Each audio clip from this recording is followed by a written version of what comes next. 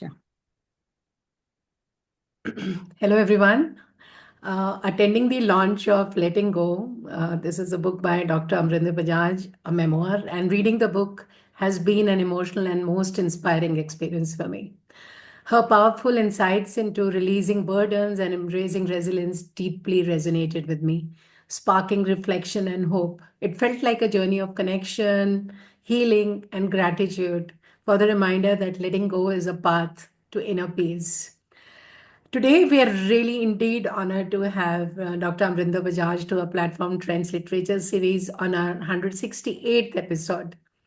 Dr. Bajaj is not only an accomplished author, but she's a much respected medical professional whose work continues to empower and inspire so many people. She's a gynecologist with over 4 decades of astounding and most valuable work and experience. Previously, she was the head of Department of Obstetrics and Gynecology at Max, but right now she's associated with Fortis, multiple bestsellers and multiple columns in reputed papers. Dr. Bajaj is known for this astounding legacy of writing. And now she comes out with most amazing book, Letting Go. And she's known for her no holds barred, brutally honest writing style. And she's today with us to discuss her latest book. So welcome, Dr. Bajaj. Such a pleasure to see you once again on our platform. Thank you, Neetu, for your kind words and such an elaborate introduction. Thank you so much. It's a Thank you. pleasure being with you. Same here. And she's already been on our platform with 2 books already earlier. So we Yes. can never get tired of hosting you. It's always a pleasure for us. Dr. Bajaj, Yes. I'll Yeah, immediately sure. get into the book because I've been wanting to discuss this book for a very long time. I read it and then I attended your book launch, which was really amazingly coordinated and curated. So, what made you really write this book? I would again use this word for you: no holds barred, emotionally surcharged, and brutally honest. And your main motivation to write this book. See, I'm in the habit of writing a diary. And there's a journal for the everyday events. And then I write a separate diary for events that are momentous in my life. Before it used to be a Khushwant Singh diary, before when I was to meet him or send a letter or get a reply or something like that. And then I would go through that. And this was a shocking, horrifying situation. And I needed to unburden. I hope no one has to write a cancer diary, but I wrote that. And I would unburden my heart and soul onto those uncomplaining pages so that I would be light and free to attend to the practicalities of managing, being a caregiver to a cancer patient. And both of us were doctors. Now we were the other side of the fence. So very right. There are so many truths, as you mentioned in the book, which one confides to a battery, to a diary that one must not really even confess to, oneself sometimes. And you, true to your style, confessed it to the world. So, what was your process of writing this? I know a little more elaborate on this. I know it was part of all the diary entries that you made. And did you really face any challenges because you conveyed such a deeply personal and most universal topic, I would say?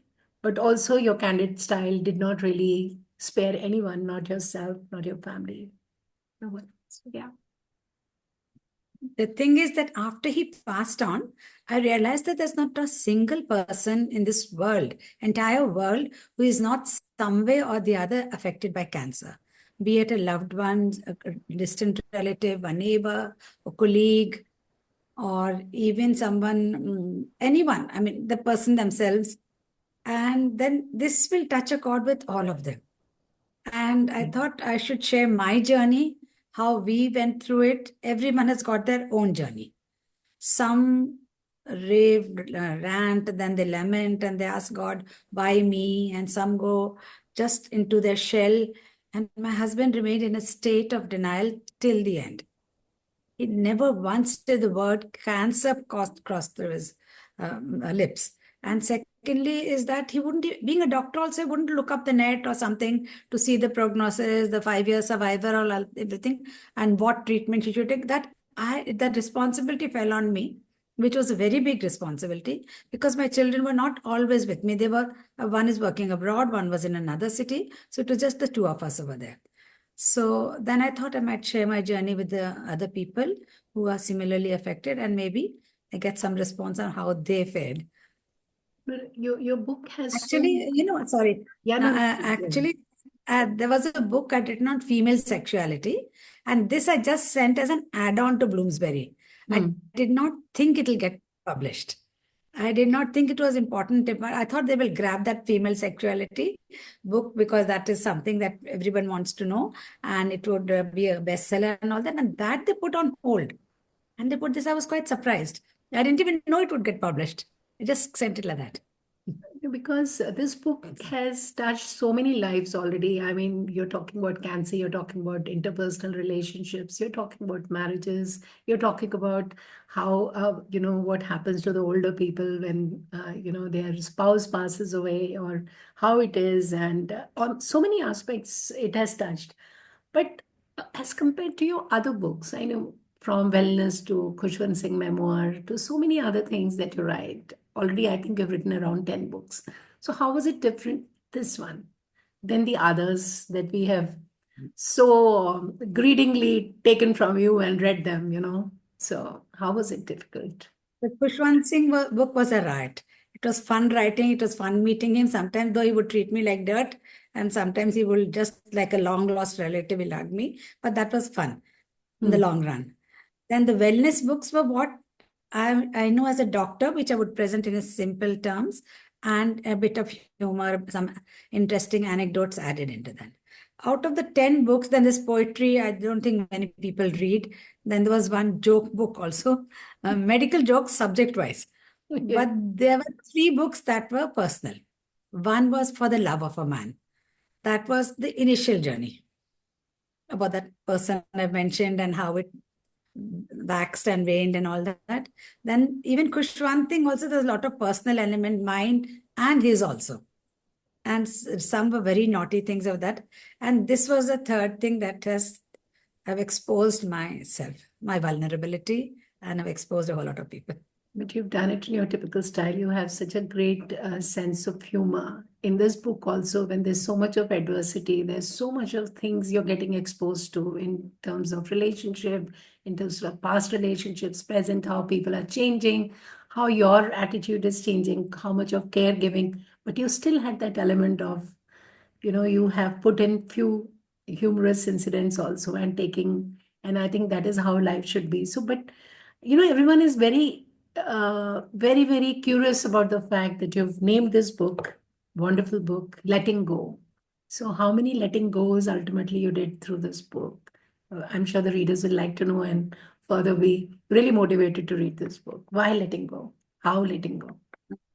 See, first and foremost, I and my husband were not on the best of terms throughout our marriage, but we would never dream of getting divorced. We never, but no, of course, we dreamt, I dreamt for a short while, that's different.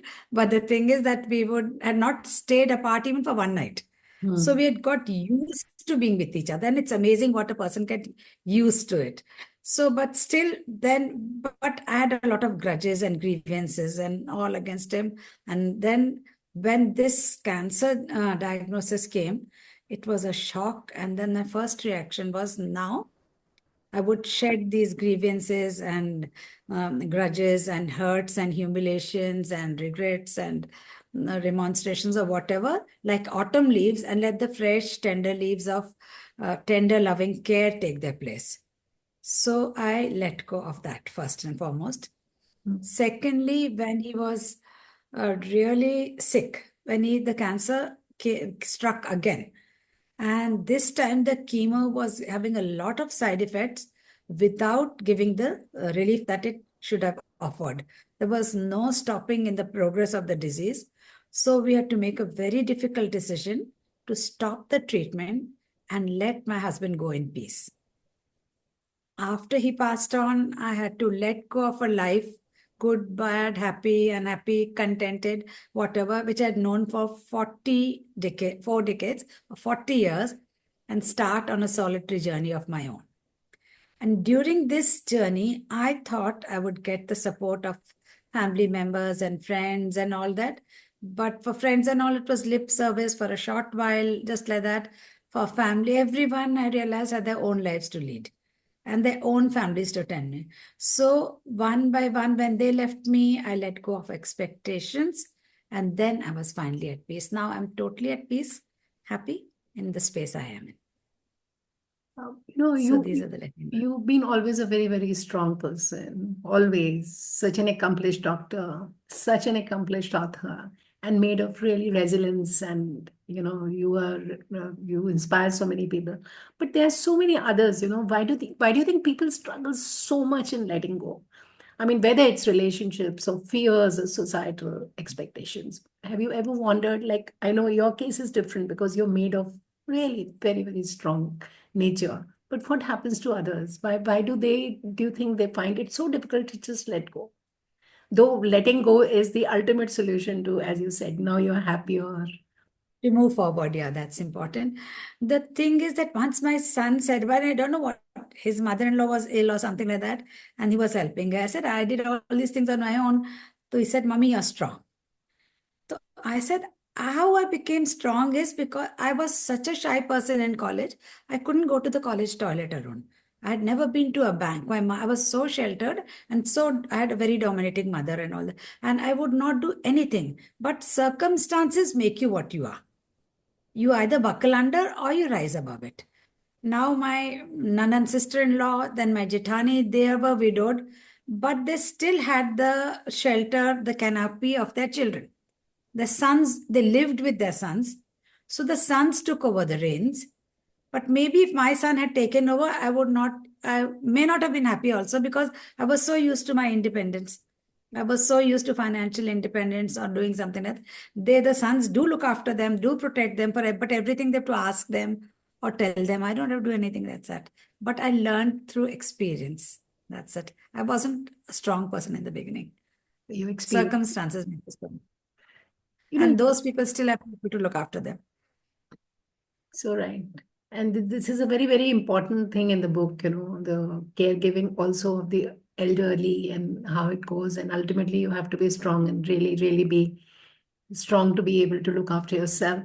You've written this book from the point of a caregiver. Now, caregiving is a very, very important part of this book because you also mentioned how adversity can reveal both novelty and pettiness. But what are some of the emotional challenges as a caregiver you faced? Because this is very important because all of us have had one cancer case in everyone's lives. My father himself unfortunately passed away because of this, and it's always, I think everyone has some experience or the other of this deadly disease. So, what are some of the emotional challenges you faced, and what are some of the emotional challenges which caregivers face, and how does the book really address these challenges? Because this is definitely one of the reasons why you brought out this book so that people are, we have a community in any case of caregivers in a way in each and every family. So, what will you like to talk about it? See, when my husband was diagnosed with advanced cancer, I suddenly assumed the role of a primary caregiver, which was a 24/7 job of futile nursing because I knew he was going downhill. It was advanced cancer, but we had to go through all the motions. And yet he did survive for more than 2.5 years, which is a good score for a person whom we didn't expect that much, which was good. But the stress is enormous. All the attention is focused on the person who's got the horrifying illness. No one even bothers about what the caregiver is going through, the physical, the mental, the emotional, spiritual, psychological, and in my case, even financial stress. So all these stresses, they can pull you down. A lot of caregivers go into depression. No one realizes that they need a balanced, nutritious diet. My sister is a nutritionist, though she's not working now. But she said when they taught us, they would teach us special meals for the caregivers. The caregiver has to be mentally, physically strong Mm. to and emotionally ready to give care. She cannot be just leather. And I always use the word she. There are very few male caregivers in the family. And today I was just talking to, I teach students the place where the book was launched. Her father had liver cancer and no liver, he needed a liver transplant for whatever reason. And everywhere they saw it was only the females who came to give the liver. And it was almost always for the males. So see, with this gender equality even occurs in this situation. Similarly, I've hardly seen any male giving care to a female patient for over such a prolonged period. So that is another thing. So it on us falls a lot, and the males may be the stronger sex physically, but I think we are emotionally more strong. Like for anything, even like I used to send my books, and they would get rejected. I would lock myself in the bathroom and cry or something. But then resilience. You could push a ball underwater only for that much time. I had to come up surface. So similarly, I would cry and then I would come back again. And then I used to feel guilty if I went for a movie or somewhere because I had left him, which I don't think any caregiver should feel. They need their rest. They need a change of scene. They need someone to take over so that they can rest and rejuvenate, which again, no one understands. Then, as for these hired helps, the less is speak of them. You need someone to supervise them. We needed some people towards the end. He was otherwise, I mean, I began to respect him towards the end because he was a very quiet, non-demanding patient. He was grateful for what is being done for him, and he did not ever. And because his clinic was his incentive, he wanted to go for his clinic like that. So these people would do double duty, and then they would come and sleep. Then we had to wake him, diaper gila ho gaya, jara change kar lo, ye kar lo. So these were not this thing. And like that day, she was saying that the nurse was hitting the patient. Oh my So we God. can't depend those people on these people also. And on you should have the relative should have sort of a relay that this much time you will take like care, and then only we can all do justice to that role of a caregiver. And I've read the book, but would you like to tell the viewers and talk about it that the book discusses also the setting boundaries for the caregivers? I mean, how can caregivers let go of the fear of being judged for doing so? Because there was, as you was just mentioned, that even going out and watching a movie, sometimes the caregiver herself or himself can feel a little guilty. So what do you think, or maybe the book mentions somewhere that it sets boundaries, setting boundaries for caregivers is important. It is very important. They should have some life of their own besides being a caregiver.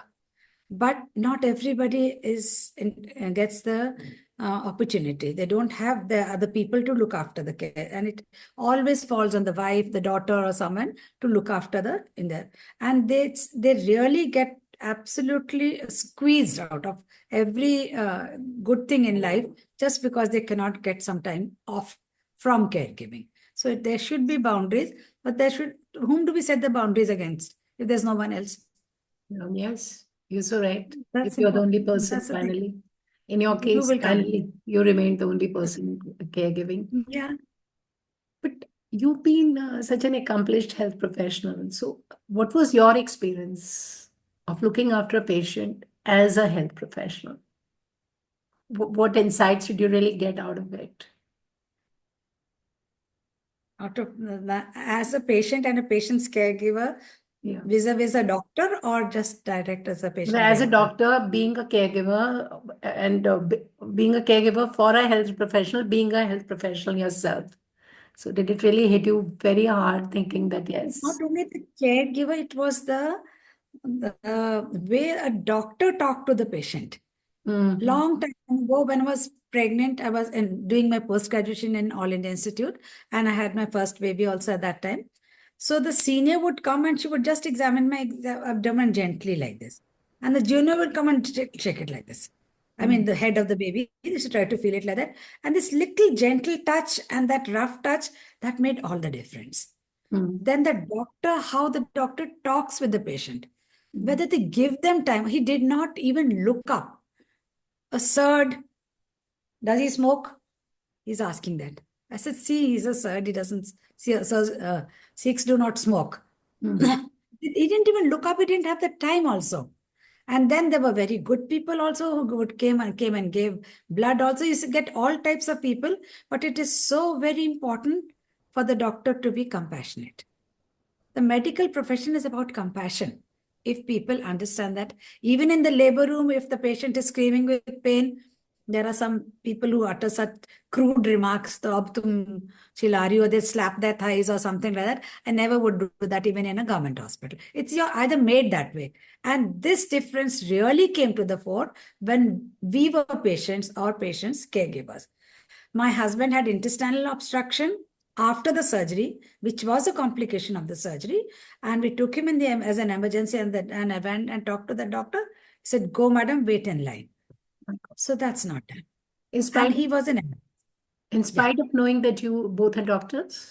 doctors, and he's an HOD. I was an HOD in my hospital.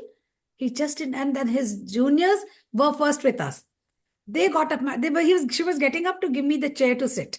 And this is what he did. And yet there were very good people also, and it really makes a difference. Then there was no, what do you say, counseling. Counseling is so very important.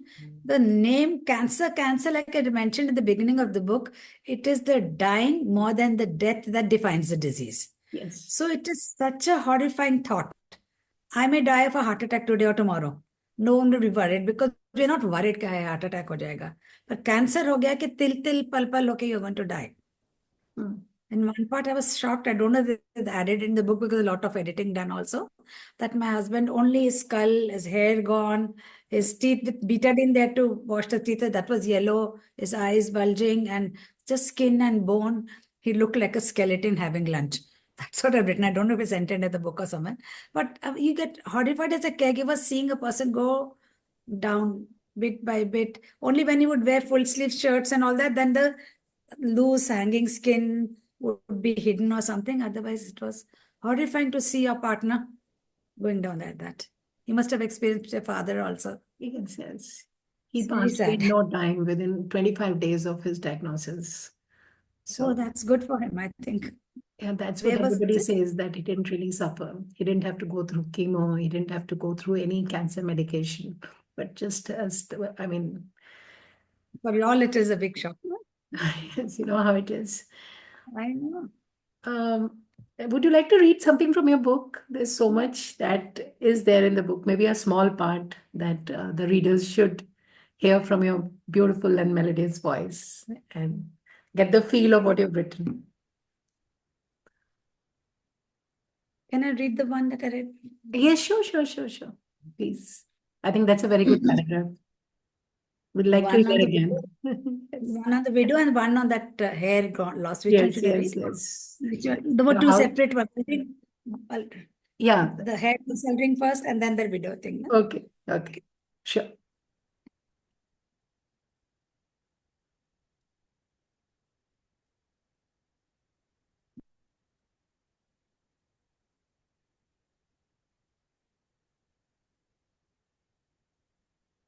So imagine raising your head from your pillow one morning and leaving your hair behind. MS's hair had begun to fall. I'll put on the light maybe, huh? In bunches from his head and beard, a side effect of chemo that he had been spared during the first round. Masses of gray hair lay on the pillow. It was a terrifying sight. For the first time in my life, I saw my husband's chin and jawline. Chemo had stripped a hirsute sick of his lush beard. He was devastated, as if denuded of his identity. The 8-hour surgery, the stormy post-operative period in the ICU, even the prognosis did not shake him as much as this. The loose motions, the low-grade fever, weight loss, weakness that came with this round of chemotherapy, he bore bravely. But turning into a bald, beardless sick was traumatizing. Like I told you, when I see my patients, pregnant patients, they're not worried about the high blood pressure or the diabetes. Stretch marks को लेके बैठे होते. Maybe that's got a psychological impact. Same was this loss of hair for this for my husband. He felt naked and vulnerable. He had managed to hide his disease from his patients till now, but this was like a placard proclaiming it in the public in bold letters. No medical college teaches a doctor how to deal with a situation like this. Trivial in itself, but with profound psychological impact. And when the patient is a doctor and his wife a doctor, it does not make it any easier. We'll do something about it, I said.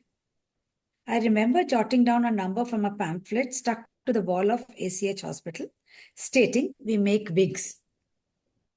I rang them up and learned that they had nothing to replace facial hair.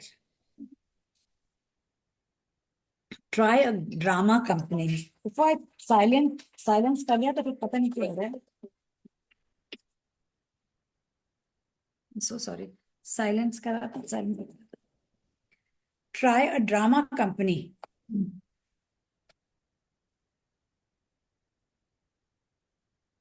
Came a helpful suggestion. I slammed down the phone. There is something called a Tata that sick men wear to keep the beard in place after fixing it with a gooey substance, Fixo. It is a long piece of white cloth that they put over the beard and dry it with a hair dryer. And then carefully they remove it so that the beard remains pressed in place. Nowadays, to hasten the drying process, a black net was being used instead of that Tata. Yes. So I told him to wear that one, and then he was very happy doing that. My God. Then, The way you've written, this is that time also when I heard you for the first time, I was so emotionally moved. You could put and this humor one in about the. the sorry, this one is about the when I become Yeah. widow. I have acquired a new identity now, that of a widow. Will I change my appearance dramatically? No. Will I behave in a manner prescribed for a widow? No. The way I deal with my grief is purely a personal matter. Depriving myself of cheer and colors to mourn my husband till the end of my life is not my way of doing it. Of real importance was the devotion with which I looked after him till his last breath, and that was all that mattered. I realized that you do not have to love a person to miss him. Subconsciously, I'd wait for MS to return from his clinic. Whenever I heard a car horn that sounded like his, I would tell the servant to go down and get his things. I'd remember his idiosyncrasies and mannerisms and would be filled with a longing for my companion of 41 years who was never to return.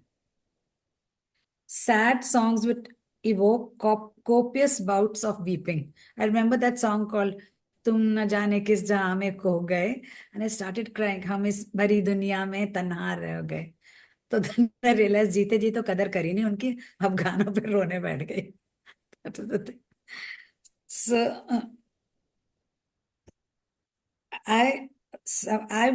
sad songs would evoke copious bouts of weeping. I took care to cry alone, for I was horrified to learn that people mocked my grief. They thought that because I had a litany of complaints against MS, my grief was not genuine. They would never understand, and I owed them no explanation. Once again, I poured my grief onto the pages of my uncomplaining diary. Then white is I call white a asexual color. Either the virgins wear it for the wedding, though most of them are now sexually active, or widows in India. So, but then I wrote these two lines and I sent that article all my pain got published very soon. That was in the Tribune, it published. Not for me the drab colors and the unsavory aspects of widows, of a vidwa. However, there is one concession I concede to my widowhood. Never again will I wear a flower in my hair.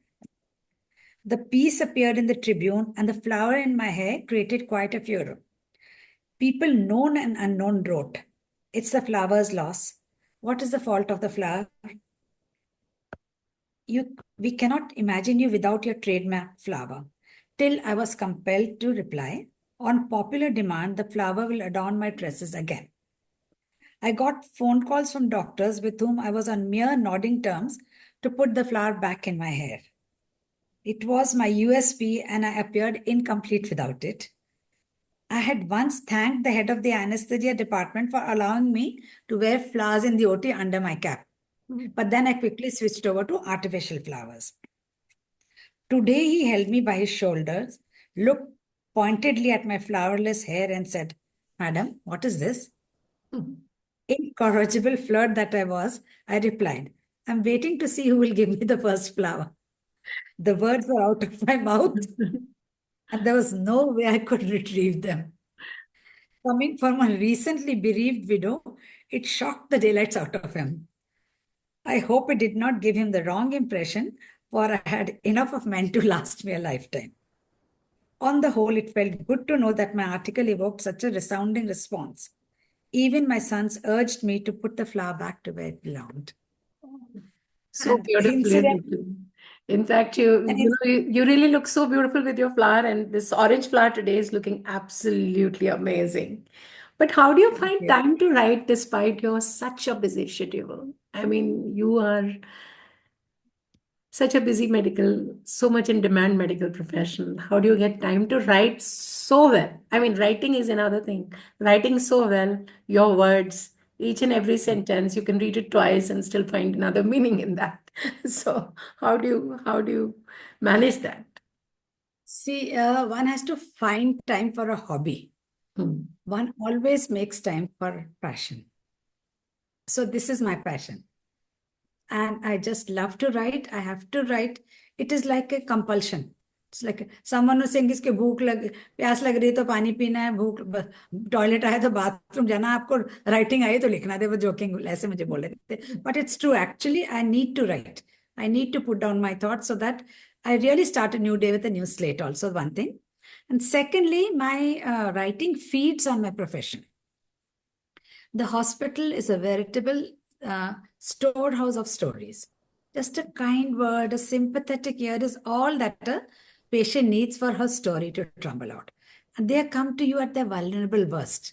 So they easily talk about their problems, but which doctor has the time or the patience? I do for a mutual benefit. Like I told you before, I think also in one of the previous interviews, if I were a tree, the medical profession would be my roots that offers sustenance and stability, while my writing would be my crown that flirts with the wind, the sun, the rain, and produces these wonderful words. So, Or if I were a man, my profession would be my wife, my writing, my mistress, and both would so complement the deficiencies in each other, and I love them both dearly. So that so was my thing. so wonderful. I mean, we are running out of time. We have around 5 minutes. But what is next for you? So, what are your upcoming projects? This book is already making a buzz. Already, I can see a lot of very, very good reviews on the book, valuable feedbacks. So, are there any upcoming ideas or projects that you want to share with us so that we can hope to again get you for our platform? See, one is about female sexuality Okay. that I have sent already over there. And I just started it with a very nice anecdote. I read about 13th century India. That time we were more uninhibited and all that. But anyhow, and good sexual health forms the basis of a uh, family. The family forms the basis of a society. So one woman ran naked into the this thing office. I think the time is over, no? No, no, Just we still have into few the minutes. Yeah. yeah. The king was holding court with his ministers, and a woman ran naked into the court. This thing, then they were all were horrified. So she said, "Listen, I've been satisfying every man who has come to me, but no man has ever satisfied me. I will not wear clothes till someone satisfy me."